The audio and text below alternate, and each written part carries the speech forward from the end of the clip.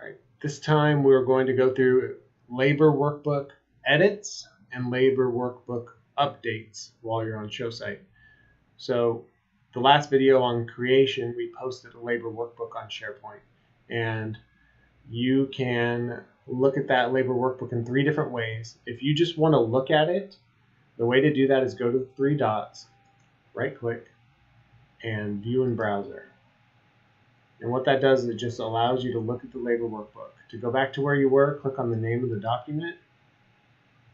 Well, it takes you to home, but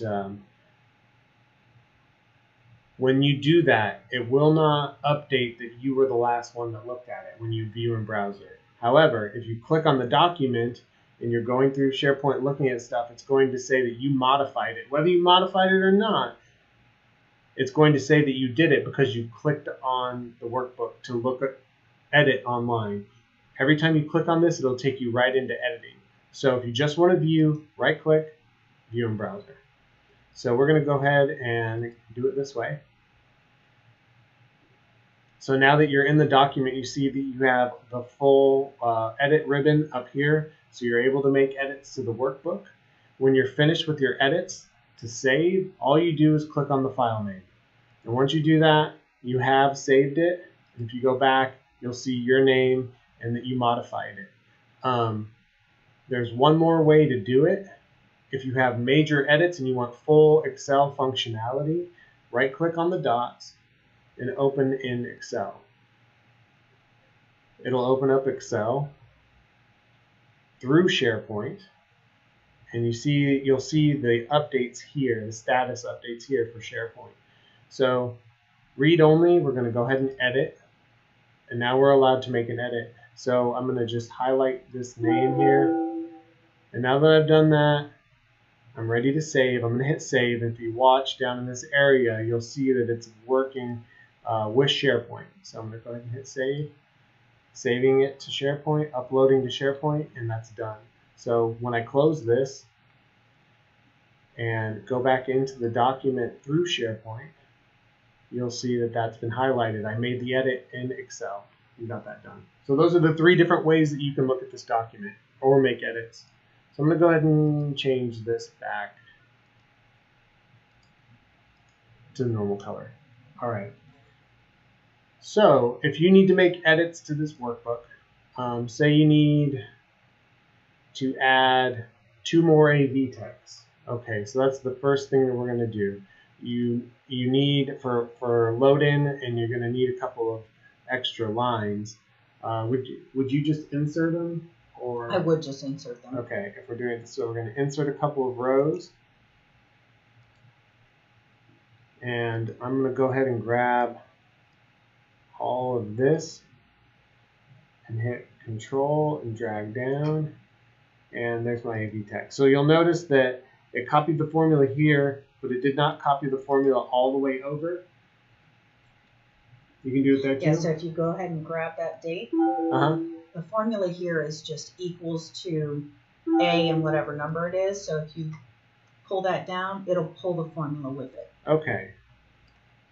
Do I need to go all the way across to get that? No, those will populate on their own once I go in there and start playing with things. Okay, okay, got it.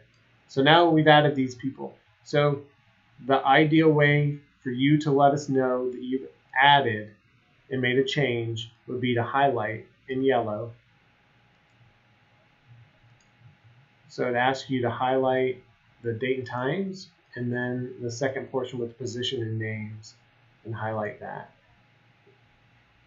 It is difficult to edit when we have to redo the colors and everything in these cells, which is why we'd ask you to do it this way.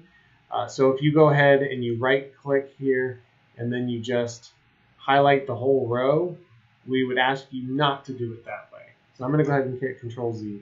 What that does is it causes the file to become extremely large because your highlighted line will go from column A to the very end of time, which makes your labor workbook that much bigger, which also makes it harder for you to save, harder for you to do all kinds of things.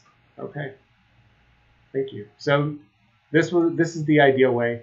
if you're in a crunch and you added a couple people and you don't have time on show site, highlighting name would be sufficient? Yes. Okay.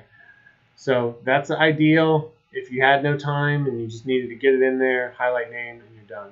Okay. Now that we've added that, say you need to change your times for your crew here. We're going to go ahead and update that to noon for loading here. Just highlight the time change cell that you changed, right? Correct. That way it stands out, oh, okay, that time was changed, and only that time. Yes. And we know what that is. Okay. If you were to add, say, the AE, you're on the show and you've got a situation where you need to add a tech and it's outside of the budget, it's not going to be a part of the budget, and this happens from time to time, but you need the extra help is needed. The salesperson knows they're not going to be able to bill for it. Here's the way that we would ask you to do that. So I'm going to go ahead and insert. And I'm going to go ahead and not fill in any of the time data. I will do the date by holding Control and dragging down. And then over here, put the position. And when you fill in the actuals for your daily labor workbook updates, you will fill it in on the actual side, but it won't show up on the projected estimated hours side. Correct. So just added that person. When you're every day, basically, the ideal way to do this would be your crew signs out and you update the labor workbook at that time. We all know that that doesn't happen all the time. If you're able to get to it early the next morning, that would be fantastic. That way, if it's done daily, we don't have to hound you for it, and we have the information we need to reconcile billing and make sure that everything is good and everybody's getting paid correctly and it's all in the up and up. So you typically have your safety sign-in sheet, which you would be able to easily reference to fill in all of these times. So the day was supposed to be 10 a.m., which everybody came in at 10. Which turned out great, and then I can drag that down there. Lunch was 2 to 3. Can I copy this over? Absolutely. So let's just say that everything was normal, except for this person who came in at noon. And we filled that in, and I'm going to select that and get the black cross here. Hold Control. Drag it all down.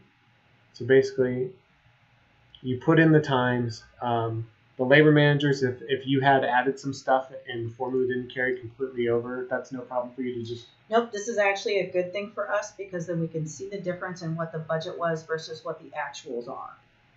Oh, okay, gotcha. And that's what this whole area is up here. It tells you what the estimated hours are, the actual hours, and what the difference is. And ideally, by the end of the show, you want to be pretty close. If you're heavy over, then there are probably some problems on the show, some add-ons, and just a tough show, which we never want. Let's see here. So if you had a position that you need to get rid of, let's say the A2 is not needed on the second day, the correct way to get rid of this person would be to do a strike through. So you would right click on the cell, and is that format cells? Not going to happen, is it? Actually, just highlight the entire line. Like you had it. Okay. Is it up here? And then if you go to the top, you'll see that one with a strike through.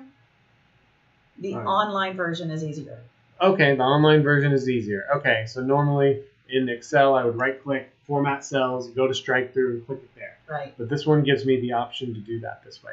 So if you're canceling a position off of the show, strike it through, never delete on this document, because we want to be able to see how things were. And do not hide any cells or rows or anything like that. Don't hide, don't delete, right? Yep. Okay. And I believe we've gone through most of it. Is there anything else you can think of with updates? Now this looks really good. Okay. Just remember, folks, do not touch anything that has a macro to it. Do not manipulate any of the cells that you are not supposed to touch.